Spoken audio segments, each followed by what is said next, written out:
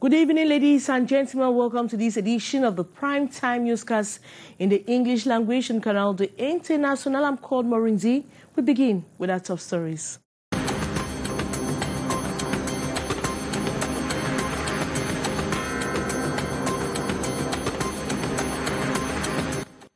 Shock and consternation this morning at the Lankentini Hospital, Douala, where a woman died alongside her 3 children after consuming a poisonous meal. The brother-in-law of the deceased, who rushed to their rescue, equally died out of shock and a trauma.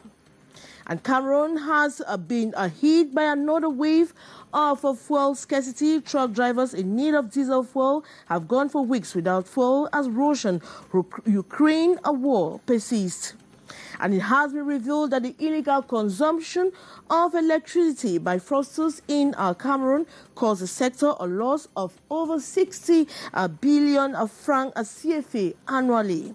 And writers and publishers see via multiplying mechanisms to pull Cameroonians into reading culture. They need to integrate into the digital era and encourage the population into reading to solve the situation or soft copies. Those are major stories. Details right ahead.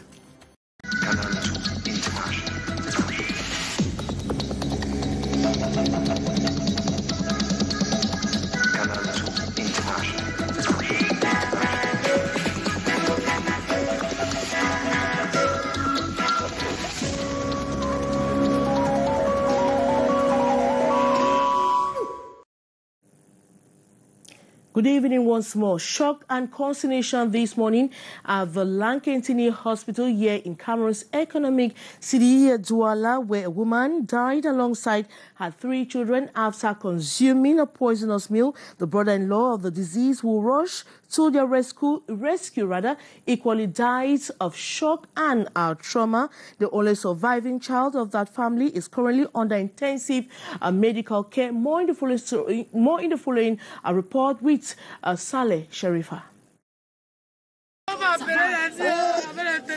Moments of sorrow here at the Lankentini Hospital of Douala. They are gathered here crying the loss of their sister and friend, who, according to medics, died after eating poisonous meal. C'est pas facile. C'est pas facile. Je connais avec les enfants. Ma soeur, tu étais ma petite soeur, tu étais tout pour moi. Je connais tout pour moi. Elle était ma camarade. She died alongside her 3 children yesterday, April 21st, at late hours. The cousin to the victim's husband, who came to rescue his brother's wife and children, after a call, could not resist the shock, had to give up the ghost due to emotional trauma, leaving behind his wife and children. Around 10 p.m., he wasn't yet home. That's why I had to call him, and he told me he was still out, handling problems. Then after he called me back, telling me his sister-in-law had died with her child. As I was home with children, I told myself we had to see each other in the morning. So I fell asleep, and around 1 a.m., my phone rang, and I got the sad news. This family, who lived at Pika 21 in the nation's economic city, left behind a surviving soul who is on intensive care at the Lankentini Hospital, where the 5 bodies were deposited in the mortuary. A man at Peka, 17 years in Douala, has been arrested by forces of law and order for holding 25-year-old Njamba lady captive for 9 months, pretending to be a witch doctor. The man says he was capable of healing the victim from an illness which he terms mysterious. He threatens and demands over 2 million franc CFA from the victim's family. More on the story with our reporter, Stephanie Chin. After 9 months of search, Mama Otans finally finds her 25-year-old daughter, Jaba Lady, a mother of a newborn baby held hostage by a witch doctor at Pekadisset.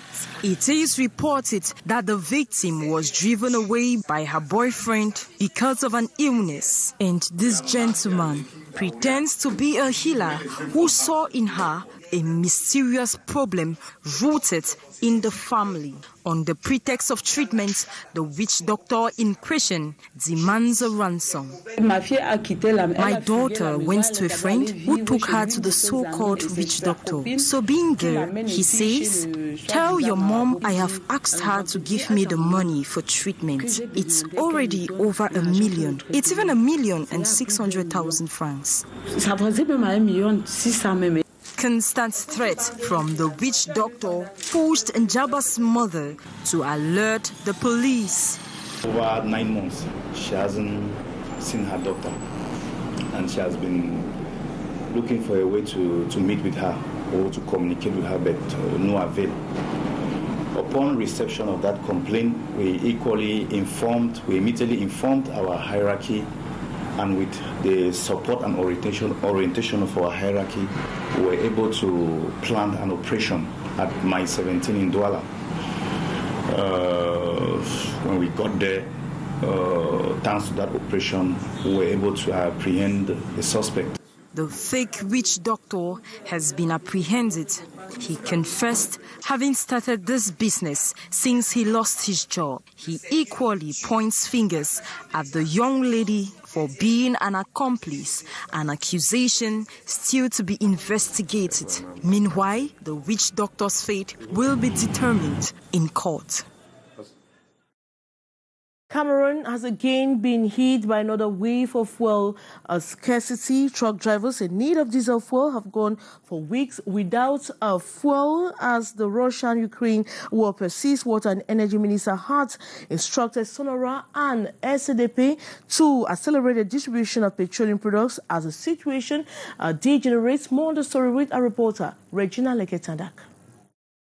These truck drivers spent the day sleeping in his truck, not because he wants to, but there is no diesel fuel to power his engine. We have been to almost all stations to look for diesel fuel, all to no avail.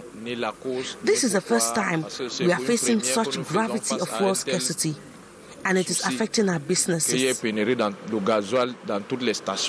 Even the truck assistant, popularly called motorboy, can only idle and sleep as the truck cannot move due to the lack of fuel. Our trucks have been parked here for about a month, and we spend the night in our truck, waiting for fuel, yet no solution. Les produits. Jusqu'aujourd'hui, nous voici déjà à 1 mois plus. More than 50 trucks are parked here in Bepanda Douala, trucks that were otherwise bound for different regions. Some drivers have resorted to adulterated fuel, not without consequences. We are forced to buy fuel from roadside vendors, what we are normally not used to, and this also affects our vehicles. We don't have a choice because we need to work. Fuel scarcity has hit not just Cameroon, but most countries of the Gulf of Guinea, who are paying the price of the war between Russia and Ukraine, two giant oil suppliers. In a communique signed by Water and Energy Resource Minister Gaston Elundwe-Somba, instructions were given to Sonara and SDP in association with Camrai to accelerate the transportation of petroleum products without delay to different distribution points. And it has been revealed that the illegal consumption of electricity by fraudsters in Cameroon caused the sector a loss of over 60 billion francs CFA annually, the amount which experts say could have been used to improve on energy supply in the country. This was disclosed during an exchange between members of the Douala chapter of the Association of English-Speaking Journalists. More in the following story with our reporter, Gladys Ambodiba. The amount is huge. 60 billion francs CFA lost to fraud annually by the energy sector in Cameroon. This is far above the 45 billion francs CFA invested by the electricity distribution company annually. This as a result of the energy illegally tapped by fraudsters, an act which it is said affects honest customers. We estimate that to about 60 billion CFA francs that is lost every year to fraud. And it's the whole sector that is losing. It's not only NAO. Still, according to the electricity distribution company, 70% of honest customers suffer from the acts of fraud committed by 30% of dishonest consumers. In 2021, for example, an average of 12,800 frauds were detected monthly. 124,545 of the 200,000 illegal consumers detected same year were converted. That is, they were obliged to subscribe to prepaid meters. These information were disclosed by experts in the energy sector during a visit to the electricity distribution company, NEO, by the Douala chapter of the Association of English-Speaking Journalists, CAMASEJ-D. This was part of its activities to mark World Press Freedom Day on May 3. The seminar between NEO and the journalist that you are, we are in our own way contributing to providing you with the right information on what goes on in the sector. The experts revealed that the fight against fraud in the energy sector in Cameroon led to the arrest of 487 barons and 162 fake electricians in 2021. 15 employees of the company and 30 subcontractor employees were equally dismissed last year. The experts acknowledge that more needs to be done, especially in red zones where illegal consumption of energy is promoted by the company's technicians.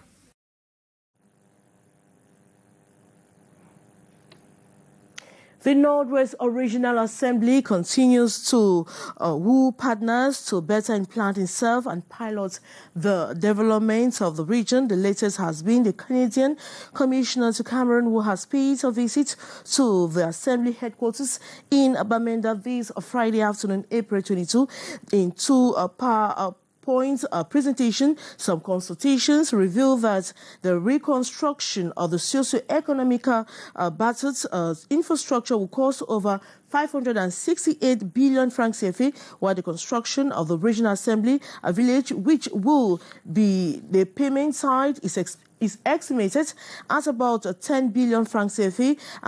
Ambassador Richard Bao has promised to take an in-depth look into the two giant projects. Let's take a listen.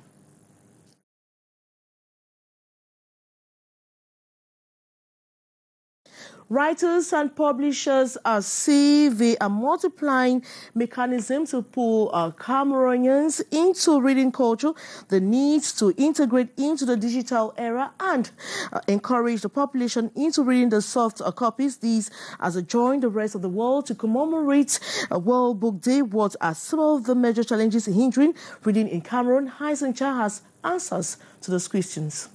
According to these editors, publishers and book distributors, limitations in the circulation of books have greatly contributed to the neglect of the reading culture in Cameroon. Time to multiply strategies, bringing textbooks closer to the population. Today, we want to put the book at the disposal of all Cameroonians. Together with local printers, together with publishers and writers, we have made everything available so that all Cameroonians should have books. Commemorating the 2022 edition of Book Week under the theme, You Are a Reader, writers urge Cameroonians and policymakers to regard reading as a catalyst in the development of a country.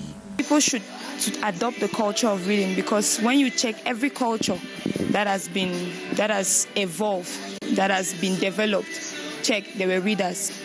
They were not just people who they went to school and they read, and because knowledge is power.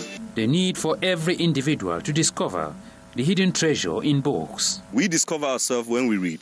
There is no way we can understand Cameroon. There is no way we can change our situation if we don't read actually. Reading is the only tool that can make one change situations. The coming of the digital era, they say, is a booster on the reading culture. We are not threatened by the coming of the digital era. We are working now on a project to have our books online. You can buy online, you can read online, you don't need to buy the physical book. As they communion with book lovers, from this April 22nd to 25th, the actors challenge government to strengthen measures to consolidate reading habits in Cameroonians. Young artists are specialized in the plastic art sector in the southwest region of Cameroon have been encouraged to use their know-how to strive for development, earn a living and alleviate poverty. They met in Boya to showcase their talents and reiterate their commitment in contributing for the return of peace in the crisis zone. More in the following story with our reporter Ines Ondwambala. They all came from nook and cranny of Cameroon. They were 150 at the start of the competition. These artists specialized in the domain of plastic art are coordinated by 18 experts. The artists have been showcasing their talent for close to 2 months in Boya, an initiative of Aya Foundation. The objective of this initiative is to discover and let the world discover hidden talents in the country and to give them the push to permit them to be able to get and a living behind the talent, the huge talent they have. So we are glad we've come to the close of it. Out of the 150 artists registered at the beginning of this challenge, 9 are taking part in the finals.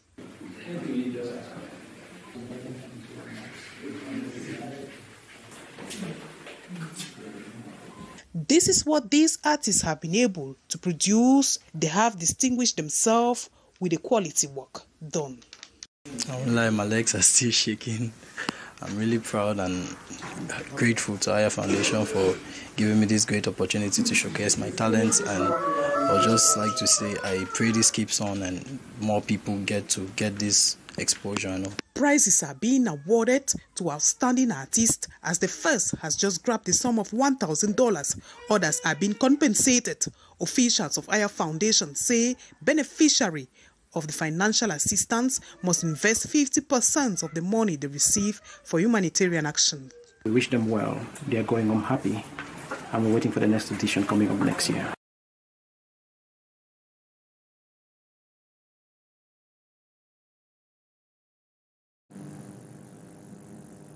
And that brings us to the end of this edition of the Primetime Newscast in the English language on Canal International.